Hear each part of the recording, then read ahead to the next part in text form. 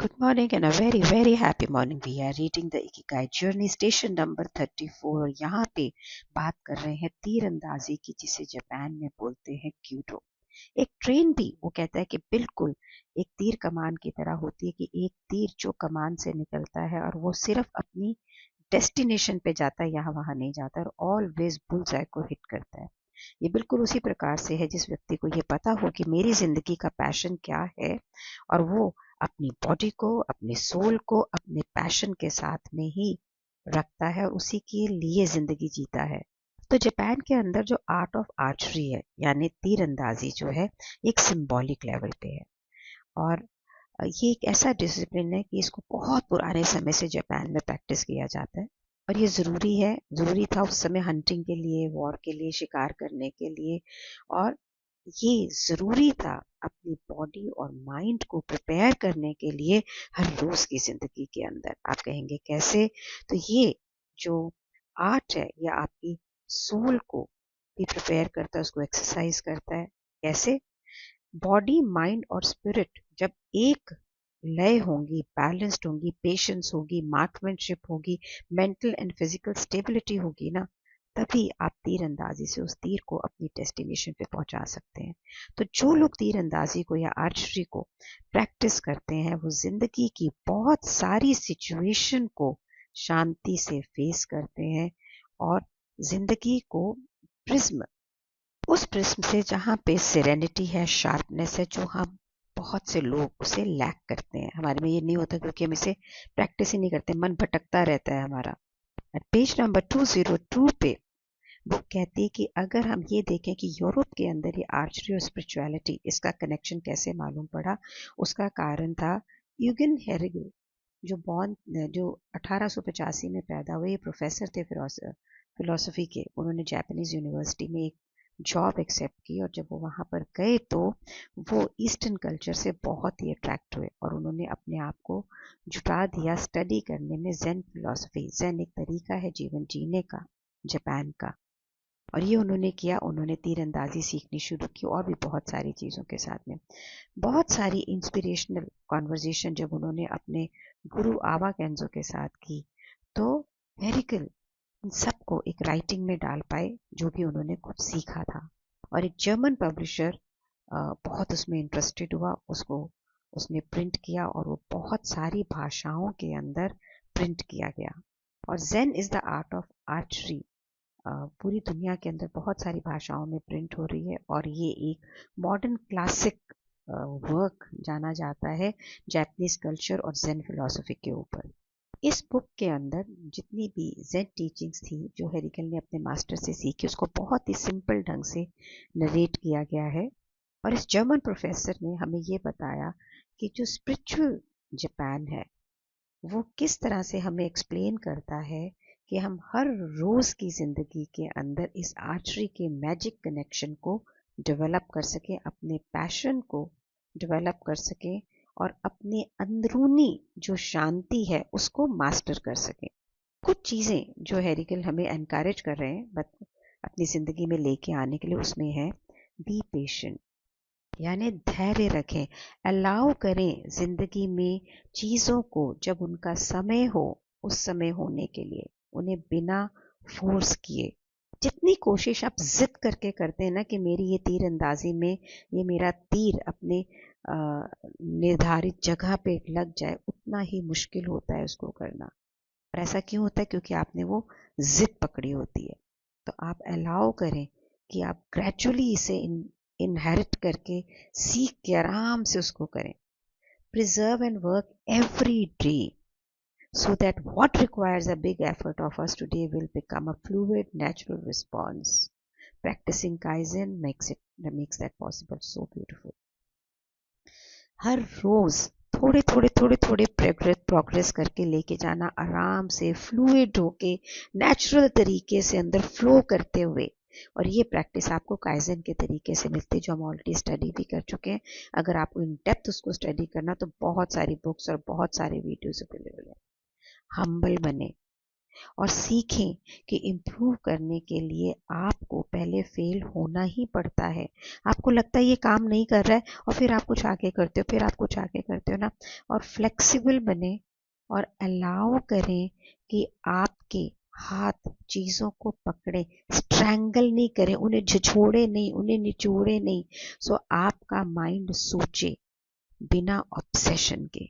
मैं आपको बताना चाह रही हूँ, मैं ना पहले जब बिजनेस करती थी बहुत हाई स्ट्रंग होके करती थी, बिल्कुल दिमाग मेरा इतना ज़्यादा मीन्स ऑब्सेस था, ये आज होना ही चाहिए, ऐसे होने से खुद की जान देती थी, लोगों की जान भी ले लेती थी, अपनी टीम की, घर पे सब। और जैसे जैसे मैं ये बुक रीडिंग कर रही हूँ, I have relaxed inside, I have learned to relaxed inside and still be on my goal. और आप ये देखिए, ग्रेजुअली मैं ये देख रही हूँ कि मैं एक प्रोग्रेस बना रही हूँ, मोर देन द प्रोग्रेस, मैं एक अच्छी जिंदगी जी रही हूँ अब। नहीं तो पहले जिंदगी नहीं जी रही थी, बस कुछ पाने की चाह में, गोल को लेने के, ये करने के बाद चलती जा रही थी, चलती जा रही थी। अब मैं उस रास्ते में हूँ। कभी कभी मन में लगता है शालिनी बहुत स्लो हो रहा है, फिर ये देखती हूँ कि इस पल में तेरी जिंदगी कैसी है, उससे बहुत ही अच्छी है जो मैं पहले जीती थी, जब मैं सिर्फ अपने उद्देश्य के लिए जीती थी और पागलों की तरह ऑब्सेस्ड होके। अब मैं जिंदगी जी रही हूँ, real life. I am enjoying my relations, I'm enjoying my home, I'm enjoying the life taking shape। और जो चीज़ें नहीं हो पाती हैं, मैं उसके लिए दूसरा तरीका खोजती हूँ, उसे दूसरा करने के लिए पहले की तरह बिल्कुल दीवानी नहीं हो रही हूँ। And it really makes my life much more happier. आप देखिए किस किस एरिया में जिंदगी के अंदर आप बिल्कुल पागल हो जाते हैं, ऑब्सेस्ड हो जाते हैं उस चीज को करने के लिए, और जब तक होती नहीं है बिल्कुल, तो जब तक होती नहीं है हमने काम करना है, ऑब्सेस्ड होकर स्ट्रेस करके नहीं करना है, उसे नॉर्मल पीसफुली हार्मोनाइज करके करना है। ये भी एक बहुत बड़ी ज़ेन प्रैक्टिस है। तो हरिगल लिखते हैं कि जिस समय आप चीज़ों को रिलैक्स होके, फोकस होके, तन्मयता के साथ में करना लगेंगे, बिना जिद वाले ऑब्सेस्ड हुए, तो आप देखेंगे कि चीज़ें पहले की तरह नहीं, अब डिफरेंटली हार्मोनाइज होती हैं। अब आप एक दूसरे प्रकार के नज़रिए से चीज़ों को देखेंगे, उन्हें मेजर भी दूसरे तरीके से देखेंगे। वो कहते हैं मुझे भी ऐसे हुआ, और ये हर उस बंदे को होगा जो ये जो आर्ट है आर्चरी का, उससे टच्ड होता है। और आर्ट ऑफ आर्चरी का क्या है कि आप अपने बॉडी, माइंड, स्पिरिट को स्टेबल करके, जिद में आके नहीं, रिलैक्स्ड बॉडी के साथ में निशाना साधें। और यहाँ पे हरिगल ये भी हमें चेतनता दे रहे हैं, यहाँ पे वर्ड यूज किया है वॉर्न, चेतावनी के लिए, मैं कहूँगी चेतनता दे रहे हैं कि किसी भी आर्ट को जब आप इतनी गहराई से स्टडी करते हैं तो आपको बहादुर बनना पड़ेगा कि आप दुनिया को एक नए पर्सपेक्टिव से देख सकें। ऑल लर्निंग, कितनी भी जो आप सीखेंगे, एवोल्यूशन, बदलाव कहाँ से आता है कि जब चेंज हमें फोर्स करता है देखने में इस दुनिया को एक नए पॉइंट ऑफ व्यू से।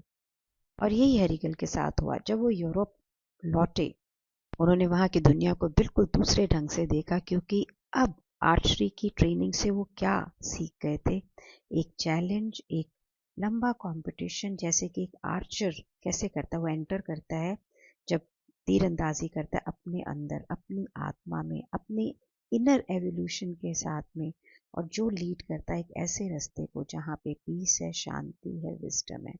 यानी जिंदगी को इंटरनली काम करके, शांति और ज्ञान के साथ में, अपनी इकिगाई के साथ में जीना। हरिगल की टीचिंग्स को अभी भी प्रिजर्व किया गया है, और ये वाइटल सोर्स है नॉलेज का, कि प्रैक्टिस ऑफ ज़ेन का, आर्ट ऑफ आर्चरी का। आप उनके कमान को अभी भी देख सकते हैं बुद्धिस्ट फिलॉसफी के साथ में, कामाकुरा टेम्पल के अंदर।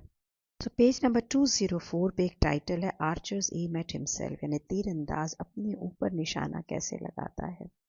इम्पॉर्टेंट चीज़ नहीं है कि आपकी ज़िंदगी का बाहर का टारगेट क्या है जहाँ पर आप तीरंदाजी कर रहे हैं, आपके अंदर का टारगेट क्या है। वो टारगेट तीरंदाज अपने अंदर जो लगाता है, वो स्पिरिचुअल परफेक्शन की तरफ उसको लेके जाता है। जिस समय भी आपको ऐसा लगे कि आप अपनी ज़िंदगी के कॉन्फ्लिक्ट में हैं, हरिकल कहते हैं ये कॉन्फ्लिक्ट दुनिया के साथ हो या अपने साथ हो, अपने आप को ये प्रश्न पूछें बिल्कुल तीर की तरह, how much responsibility do I have for this problem, कि इस प्रॉब्लम के प्रति मेरी जिम्मेदारी कितनी है। How could I have done better to avoid this situation? इस सिचुएशन को अवॉइड करने के लिए मैं और क्या कर सकता था? What mental changes should I make in future to avoid this problem repeating itself? मुझे मेरे माइंड में क्या चेंजेस लेके आने पड़ेंगे कि मैं फ्यूचर के अंदर इस प्रॉब्लम को रिपीट ना कर सकूं? कोई भी जिंदगी के आपने अपनी प्रॉब्लम ली, तो मैं ये समझती हूँ कि अगर मैं ये प्रॉब्लम लूँ कि आज के दिन कोई भी बिजनेस मेरे इन्वॉल्वमेंट के बिना मेरे घर में क्यों नहीं चलता, इसमें मेरी कितनी रिस्पॉन्सिबिलिटी है। तो मैं ये देखती हूँ कि अभी 100% है, क्योंकि मुझे आदत रही कि मैं हर चीज़ के बीच में इन्वॉल्व थी। तो how could I have done better? मैं इसको बेटर कैसे कर सकती थी? मैं इसे बेटर कर सकती थी दोनों घर में सबको लीड देके कि वो अपना काम करें, गिरते पढ़ते सीखते पर वो करते। What mental change should I make? अब मुझे फ्यूचर के लिए कौन से मेंटल चेंज को चेंज करना पड़ेगा? मुझे ये चेंज करना पड़ेगा कि मैं अपने आसपास होने वाली चीज़ों को उनकी स्पीड से होने दूं। लोगों को मैनेज करते हुए गिरते रहेंगे पढ़ते रहेंगे पर करेंगे, मैं उन्हें कंट्रोल करने की कोशिश ना करूं अपने ढंग से। यानी अपने घर के बाकी लोगों को, अपने बिजनेस के बाकी लोगों को अलाउ करूं कि जो रिजल्ट हम चाह रहे हैं वो उसे अपने ढंग से भी पा सकें। ज़रूरी नहीं कि मेरे ही ढंग से पाएं। तो वो खुद इंडिपेंडेंट होंगे, अपनी ज़िंदगी को रन करेंगे और जो और मुझे वहाँ से फ्रीडम मिलती चली जाएगी। I be able to move out my self and already I am 63। It's a time for me to work but not be so involve कि मैं लोग मेरे ऊपर आधारित हूँ फॉर एनीथिंग। व्हाट यू से? देखिए अपनी ज़िंदगी के अंदर कहाँ पर आप इस ज़ेन वे से ज़िंदगी को बेटर कर सकते हैं, पीसफुल शांति में जी सकते हैं और स्टिल अपने उद्देश्य की प्राप्ति कर सकते हैं। ज़रूर शेयर करिएगा मुझसे, कमेंट में लिखें। Please like these videos, share these videos with many people so that everybody can benefit from this. Thank you so much for being in my life. Thank you so much.